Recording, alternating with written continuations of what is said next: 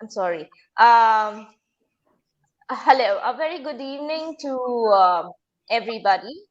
We have with us a very prominent lady. She's the president and CEO of Women in Renewable Energy. She's had 15 years plus management career at leading renewable and energy sector companies at Canada and the United States. She has also been appointed to the Federal Sustainable Development Advisory Council, led by the Minister Jonathan Wilkinson of Environment and Climate Change, wherein she's working with Indigenous people, environmental NGOs, and business and labor organizations to frame a policy conducive for everybody. Welcome, Joanna. You are on mute. Hi, thank you so much, Harsha, and everyone. It's so nice to be here with all of you. Harsha, thanks again for connecting with me and for having me. It's such a nice pleasure. So again, a big thank you. Thank you, Joanna. Please tell us a little more about WiRE and why have we concentrated on women in renewable energy? Perfect. Yeah, well, that's a great question. So WiRE, Women in Renewable Energy, our mission is very simple. It's to advance the role and recognition of women in the energy sector. As Harsha, you indicated, I have been in the sector now almost 18 years, so it's been a very long time. And throughout my career, for 10 years of my career, I build commercial wind projects. I built one in Digby, Nova Scotia, a 35 megawatt wind farm, and then I went on to the United States. And back in 2008, I built the largest wind farm in the world. It was 783.4 megawatts. Throughout my career as a commercial wind developer, whether it's on a construction site, whether it's at the boardroom table, whether it's at stakeholders meeting, permitting, and so forth, I would always be the only female at the table. And I kept coming back to my husband and saying, oh my gosh, I'm the only female. So upon my return back from America, I decided with my husband, who's a big champion of mine, we decided that I was going to open WiRE, Women in Renewable Energy. And this is back in 2012. And when I started WiRE, I started here in downtown Toronto, where I'm located this morning. We are now in every single province in Canada, including the territories. WiRE has also gone international. We have chapters in Jordan, Georgia, Azerbaijan, Turkey, UAE, and most recently we opened in South Africa. I provided my intervention at the G7 on women in the energy sector, and also that I'm working with the G7 member states. So nonetheless, again, being and as progressive as Canada is, even when I started WiRE, Women in Renewable Energy, my colleagues and industry professionals mocked me, stated many derogatory statements, how can they join WiRE? Do they need to put on a wig or a skirt? I was told that I was segregating our industry instead of bringing everyone together.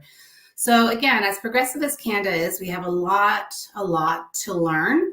And still on diversity, equity, and inclusion, it's very important. In downtown Toronto, we have over 117 spoken languages, and yet the energy sector is dominated by a bunch of white, old males.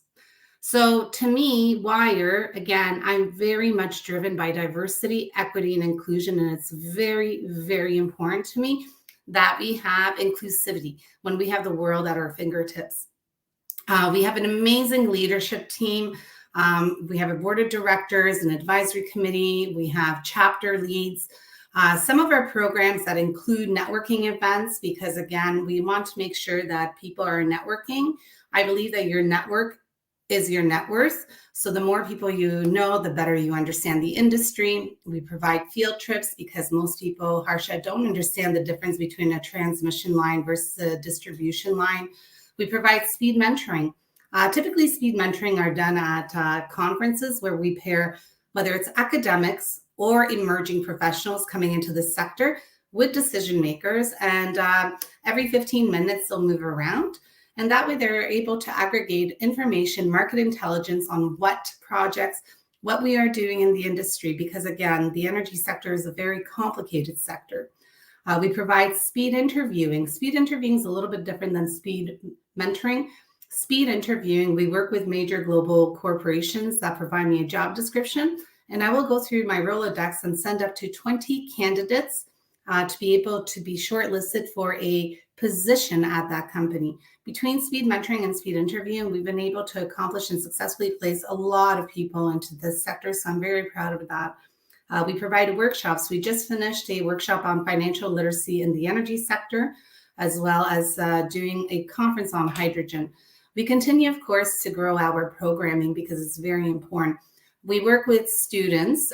We also started WiRE student chapters. So we here again in Canada, and we will continue to grow those student chapters, just as we have done with the WiRE chapters globally.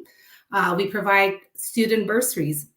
Both you and I know, Harsha, that going to a conference costs a lot of money. And as a student, not necessarily do the students have the funding. So we provide that type of funding as well. We have an amazing awards recognition program because I love to make sure that we are championing and focusing on women that are leaders in our industry. So we have Women of the Year Award, Women of Wind, Women of Solar, Women of Hydro, and we are working right now on developing a Women in Indigenous Leadership Award. So again, I'm very proud of the fantastic support as well as the fantastic awards recognition. We also do a spotlight or blog on men, women, and all in our industry because again, we do need males to champion us in this industry. Again, I did state we do have different chapters internationally. So I'm very sensitive when it comes to programs in different countries. What's right for Canada may not be right for Jordan or South Africa. So I work very, very closely with the with the chapter leads in the respective countries to ensure that we have the right programming aligned for that country. I also work full-time on top of working and managing and operating WiRE, Women in Renewable Energy. I also work for ABB. So I work 7 days a week with a lot of passion. The energy sector is not, to me, it's not a career, it's a lifestyle. I'm very passionate about it and I'm very driven by it. So that's in a nutshell what we do. That is truly inspiring, very inspiring, I should say.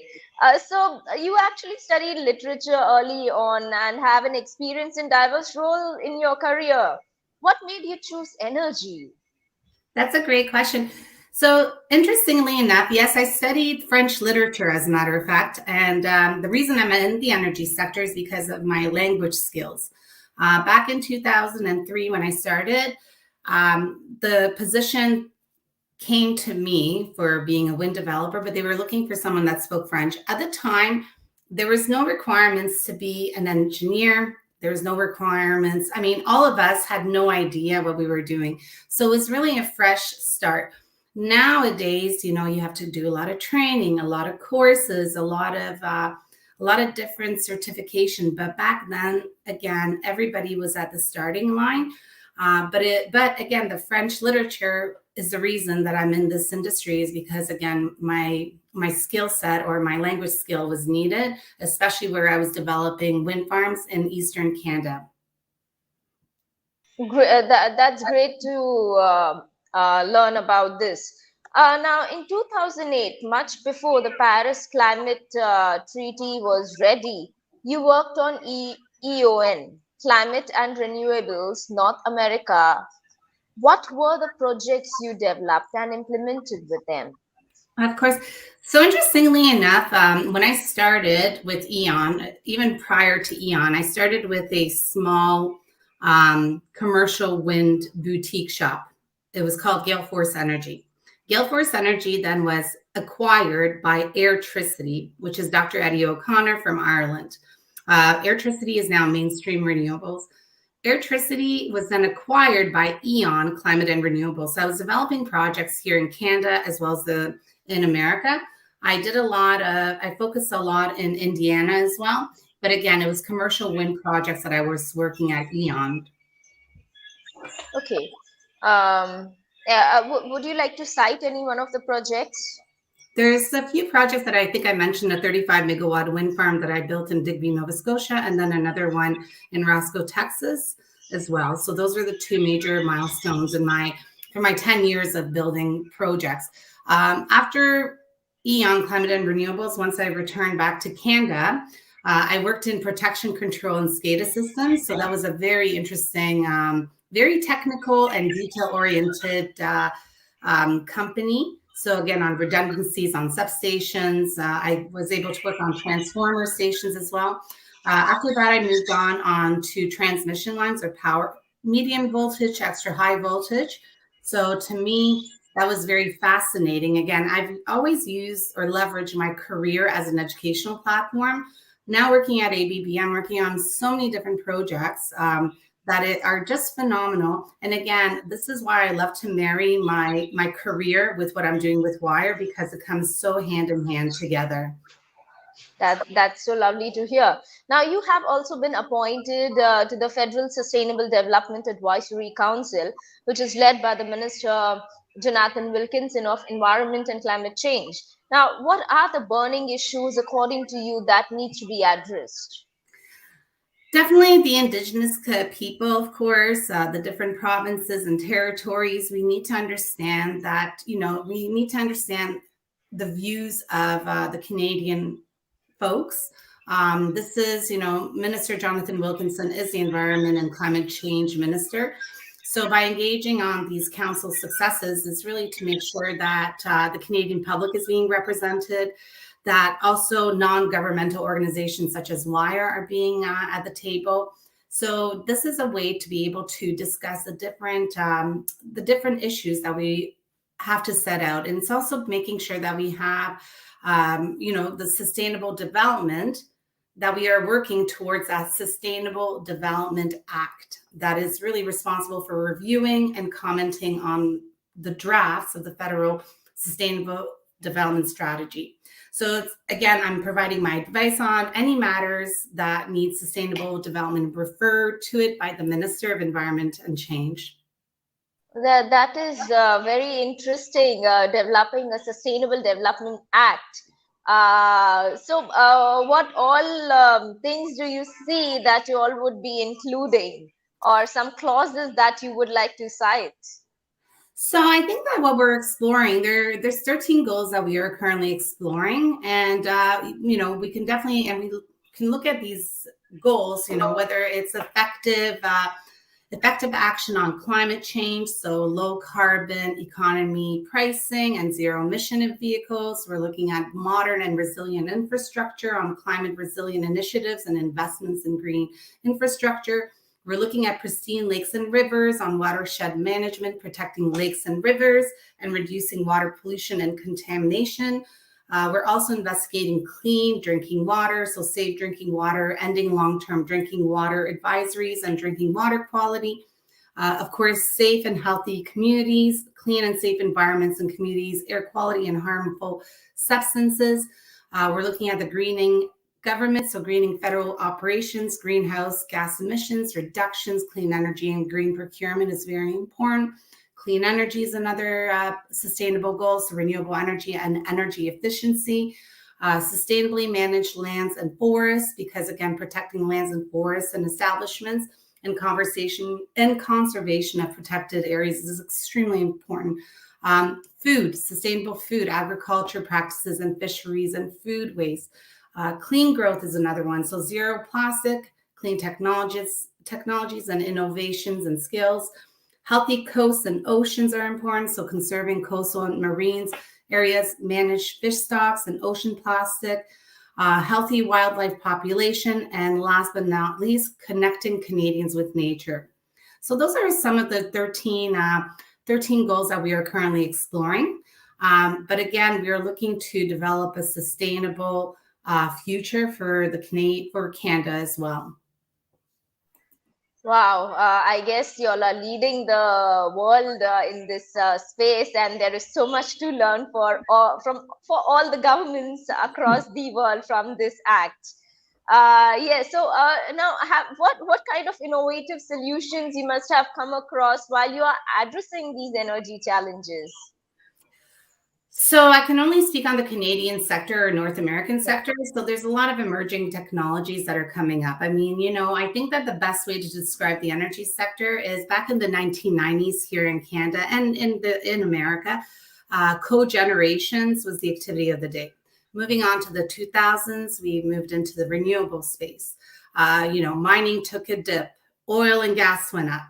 Then, of course, infrastructure, so power transmission lines needed to be built because without infrastructure, we're not going to be able to interconnect projects into the grid. Moving into now, we are now seeing, of course, energy storage. Hydrogen is a huge play, right? Geothermal. So I think that as we're continuing to progress into this clean energy growth, I think it's very important to be adapting to different emerging technologies. And I think it's very important. Most people, when they flip the switch on, they don't think about the reliability, the performance, the safety on the grid. And I think it's very important that here, and I also acknowledge that here in Canada and in North America, I don't have to worry when I'm cooking about a brownout or a blackout or a trip. We're very, very lucky. We have an overabundance of energy. So I think that it's really important that, again, in North America, that we are accepting of different emerging technologies. Wonderful. Now, as you earlier mentioned that you all are developing awards, would you like to cite some of the notable organizations or solutions led by women in renewable energy? Of course. So at WiRE, we actually partner with non-for-profits that align with our mission and vision. I think it's extremely important. And I only partner with non-for-profits. In our non-for-profits, we have so many amazing partners, whether it's the government of Canada, whether it's the G7, whether it's the Equal by 30 campaign. We also have international partners because, again, as we are international, we want to make sure that we are partnering with the right different organizations to support them in what they're doing. So some of them, for instance, with WiRE UAE, we are partnered with the Clean Energy Business Council. As a matter of fact, next week I'll be heading to Dubai for Expo Dubai 2020 with the Canadian delegation, where I'll be providing a keynote speech, as well as working with the Canadian Pavilion for doing B2B. We're also partnered with Adama, which Adama is a Jordanian organization, and Adama means sustainability. We're also partnered with the Icelandic Arctic Cooperation Network. We're partnered with MUCAD, which is an architect and engineer-led women's organization out of Turkey. Of course, we're with South Africa with Women in Energy Network as well. On the Canadian base, we have so many different partners, again, because we want to make sure that we're continuing that growth and that diversity, equity, inclusion.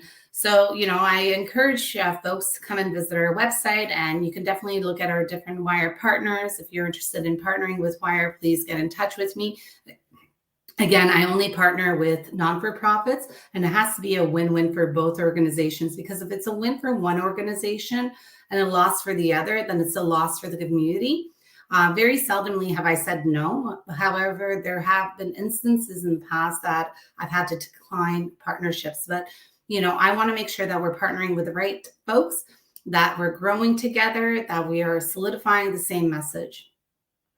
Wonderful. Thank you so very much. Now, IICSR is a dedicated institute to develop responsible business leaders. What kind of skill gap do you see that people need to really work upon to learn more on sustainable development across the globe or in Canada, or in generally, what kind of skill gaps should we be filling? What kind of courses should we be launching according to you for international audience? So I think that the first and foremost is really starting to network at a very young age. And I'm talking about college, high school, college, and universities as well, because I think that the quicker you start looking at different organizations such as WiRE, IICSR as well, I think that the quicker you'll understand what the gaps are, and also understand the market, and also understand on the international perspective of what the different projects are. Even working at ABB, I'm working on an international basis. It's not necessarily just focused on on Canada, but it's been very exciting. Some of the skills that definitely are needed is, how do you need to be really adapt. You need to be able to adapt to the market trends. And I think that if you don't adapt to the market trends, you'll be left behind. And I think that you need to understand and read a lot and connect with people. As far as, there's a lot of different courses as business leaders can take. For instance, we're constantly trying to develop our skill set, whether it's through media relations, whether it's through public relations. So we definitely want to make sure that we're encouraging folks to, be better and become better leaders at all times. We work constantly on different workshops to make sure that the WiRE family or community is getting more involved, that they have access to better conferences or platforms to engage with the right leaders in our industry as well. Thank you so much for the insights. We have one question from a viewer, and then we have one more panelist, Mr. Sushil Kumar Sharma, who would be asking a question. So this is a question from Mr. Rajesh Ingle on LinkedIn. I hope you can see that. So he's saying, great listening to you both. I appreciate your focus to involve each social group in your work through participatory diversity and inclusion policies. Appreciate that. Others can learn about it. Most of the Indigenous communities rely on the traditional energy systems, and they are environment friendly too. Can you share such experiences that you accommodated in your programs? We're constantly accommodating any type of obstacles that are required, Rajesh. I think that it's very, at WiRE, we want to make sure that we focus on programs that are needed here on the Canadian market, but also on the international. I stated earlier on that I work very, very closely with the international chapters to ensure that the right programs are being applicable. What's right for Canada may not be applicable for, Jordan, UAE, South Africa.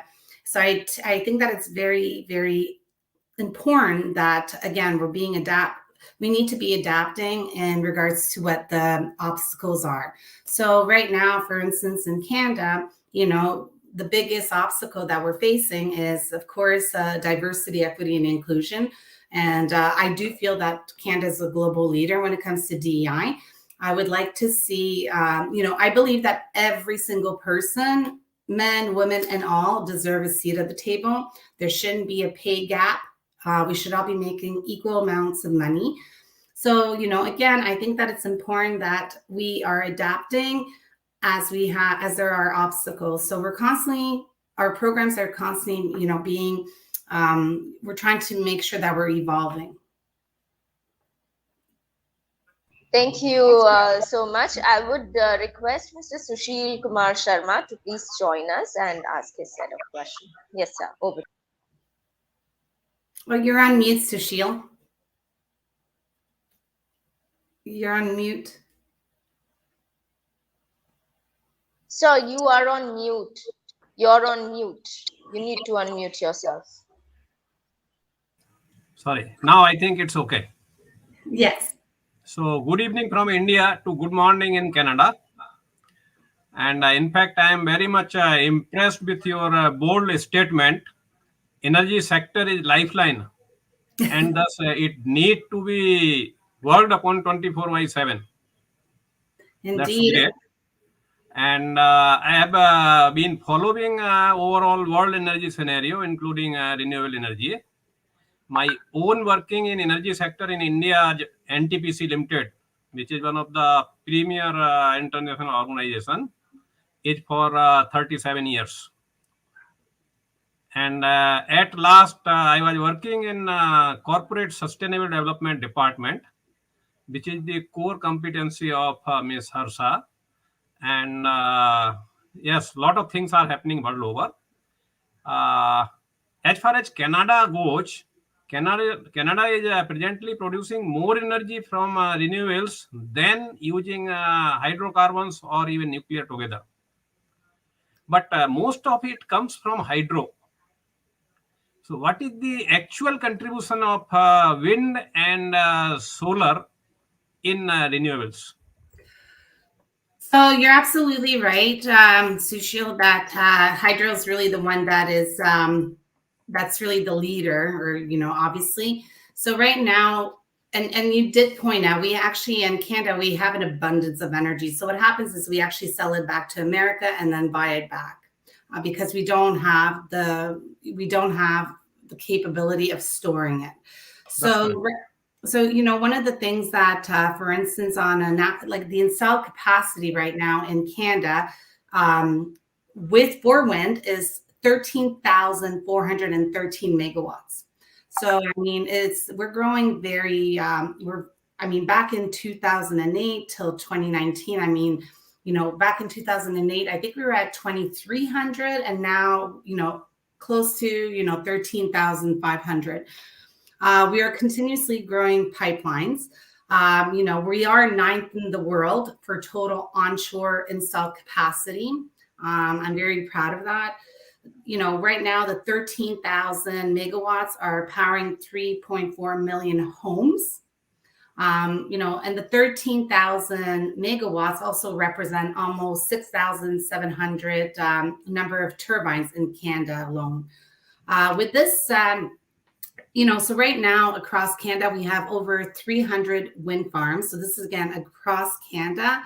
And we are looking at new installed capacity of 597 megawatts. There are 2 new projects that are being worked with the Indigenous and local ownership stakeholders. And basically, the investment in the wind energy sector has been over $1 billion. So that's on a commercial, and this is, again, across Canada, the installed capacity, and we're continuously looking to make sure we're maximizing that growth. Yeah, that's great. My own understanding is Canada is one of the country which is most affected by climate change impacts. So what are the initiatives as on now at national level in Canada to contribute fight against climate change? So even in, COP26 just ended, and one of the things that we have done is there's no more coal in Canada. Yeah. So this is, we're trying to fight climate change as much as we can. We going to the grocery, just even as simple as going to a grocery store. In Canada, people have a tendency of bringing their own bags, reusable bags. I think it's the responsibility of every single individual to make sure that we are fighting climate change. I think that we need to be able to have a healthy start and protecting from harm, of course. So I think that it's really important that, again, we really want to make sure that we have the right funding. We have the right messaging as well. So I think it's really in regards to sustainability, safety, being clean, conserving is huge. So I think that, those are some of the things that we are working on. Again, the COP26, I know that some of the conclusive statements, not everybody was happy. However, I think that we need to continue to make sure that we are fighting for that. Great. Just one suggestion for you, for your consideration, maybe a new idea. As Canada has a lot of water surfaces, water bodies. In India, we are as on now implementing 100 megawatt floating solar system. So solar systems mounted on water bodies, and it has scaled up in a 2 years time from 1 megawatt to 100 megawatt. So this hybrid of water and solar put together as a floating solar system offers many advantages in addition to being economically very favorable. So can look into, and you may become a medium to propagate these ideas in Canada. Absolutely. I think that we're pushing hard to make sure, one of the things, and I know that you understand this too, is that the energy sector is married to politics. And, we have, every single country has different programs. So I think that as we're slowly, and again, Canada is a very big country, but I think that we need to be more adaptive towards different projects. But I think that we also need to to also make sure that we're protecting our environment. It's very, very important to us. So we need to be responsible developers. I think that's very key. Right now, I know that there's one proposed offshore wind farm that's in British Columbia, but I'm not sure when the COD date would be. Right. That's great. Thank you, ma'am, from me. Thank you, sir. Thank you. Thank you, Sushil. Sir, we have one more viewer, Sandeep Narwani, who would like to interact with you. Sandeep? Thank you, Harsha. Hi, Joanna. So nice to. It was great to hear you. I had one question, but now I have two because I just heard you speak about politics being married to green energy. Um, Firstly, are there any lobbying training outlets where women in particular, can learn how to lobby? Because as such, it's a very male-dominant profession, and being from India, I've seen. Very few women in the sector, in the clean energy sector in particular. How should a woman go about, entering the lobbying profession? That's a great question, and thank you for that. So, for instance, I think that I can speak again just on the Canadian side. It's called CanREA, so the Canadian Renewable Energy Association. They're a lobby group, and they're also partnered with WiRE. WiRE is not a lobbying group. We don't do that. We're really there to provide programs. There's also another lobbying group, Water Power Canada, that WiRE is also partnered with. So these partnerships are extremely critical because obviously CanREA and Water Power Canada believe, and both of them being lobbying groups, they believe in our mission and vision. Therefore, and again, Water Power Canada, the president and CEO is a female, Anne-Raphaëlle Audouin. There's a lot of championing of women in this space right now. I think that, there's still a lot of difficult discussions to be had. The reason that I wish that, my organization WiRE did not exist, because then we would not be having these discussions. I also think that it's very important to be comfortable being uncomfortable having these discussions. But when it comes to lobbying, there's a lot of different ways to get involved. Again, with different partnerships, I think that, again, just speaking on the North American sector, I can definitely put folks in touch with the right lobbying groups as well to be able to understand better. We are, again, even in lobbying, there's still lack of women as well. It's underrepresented, but we are getting there. Yeah, and have a follow-up question, small one, my original question.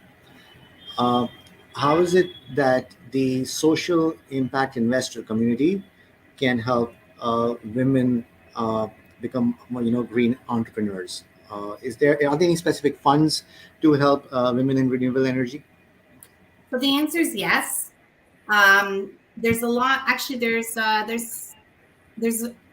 even in my own personal circle of colleagues, I have women that are executives. There's also a lot of funding right now from the Canadian government for women that are in green energy. I think that that's very important. We want to continue to see that capacity growth. So there's a lot of push from our government to make sure that women are being, women are financially being positioned to lead these clean tech or green energy, renewable spaces. One of the programs is Equal by 30, which is equal pay, equal leadership, and equal opportunities for women by 2030. This is started by the federal government here in Canada. It is also an international campaign, which is being led by, of course, the Clean Energy Ministerial and the Canadian federal government. There's international signatories for Equal by 30.